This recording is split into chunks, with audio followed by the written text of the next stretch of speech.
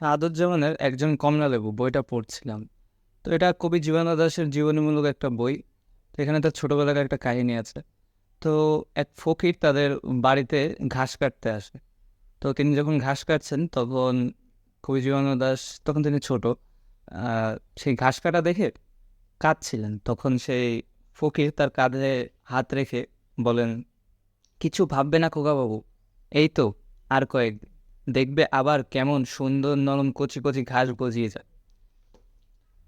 প্রকৃতির ছোট্ট একটা জিনিস, ঘাস, তার প্রতি কবি জীবনানন্দ দাশের এই যে গভীর আবেগ আর অনুভূতি, এটা তার ছোটবেলা থেকেই তিনি, যা আমরা পরবর্তীতে তার কবিতা, তার গল্পগুলো দেখেছি যে তিনি প্রকৃতির প্রতি তার একটা আত্মতা ছিল।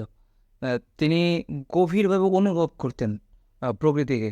এবং এই এই জীবনানন্দ পরবর্তীতে তার প্রেমিকার হৃদয়কে ঘাসের সাথে তুলনা করবেন এবং নিজে ঘাস হয়ে জন্মগ্রহণ করতে চাইবেন পরবর্তী জীবনে। এমনকি অনেক সংকোচীন শালিক এসব এসব হয়েও জন্মগ্রহণ করতে চেয়েছিলেন। তবে ঘাসের বিষয়টা একটু আলাদা। এগুলো মানে একজন মানুষের কল্পনা শক্তি কতটা প্রখর আর সুনিপুণ হইলে, মানে সে প্রকৃতির এই সূক্ষ্ম একটা জিনিস যেটা ঘাস, যা আমরা হয়তোবা খেয়ালও করি না, সেটা হয়ে জন্মগ্রহণ করতে চাইতেন। তো কিছুদিন আগে আমি এই বইটা পড়ছিলাম যখন, আমার এখনো শেষ হয়নি। তো তখন আমি কিছু ঘাস দেখে আমার এই ঘটনার কথাটা মনে পড়ে।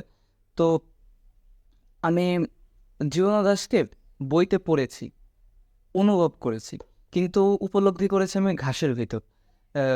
যে প্রকৃতির এই ছোট্ট একটা জিনিস জীবনানন্দ দাশের মতো এত গভীরভাবে আমরাও যে অনুভব করতে পারি, এটাও যে আমাদের আহ, চাওয়ার মতো একটা জিনিস হইতে পারে, সেটা আমি জীবনানন্দ দাশকে না জানলে হয়তো বা পারতাম না। নিজের সম্পর্কে আমি জানতাম না। এবং জীবনানন্দ দাশ এই বাংলা সাহিত্যে তার মতো এরকম গভীরভাবে কোনো প্রকৃতিকে আহ, জানা বা বোঝার যে অনুভূতি, উপমা ব্যবহার, এটা আমি মনে করি বিরল একটা বিষয় এবং অন্য কারোর ভিতরে খুবই দেখা যায় না বা রেয়ার।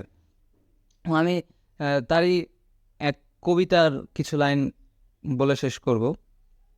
আমার ইচ্ছা করে এই ঘাসের এই ঘ্রাণ হরিত মদের মতো গেলাসে গেলাসে পান করি।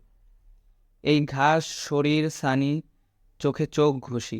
ঘাসের পাখনায় আমার পালক, ঘাসের ভিতর ঘাস হয়ে জন্মায় কোনো এক নিবিড় ঘাস মাতার শরীরের সুস্বাদ অন্ধকার থেকে নেমে।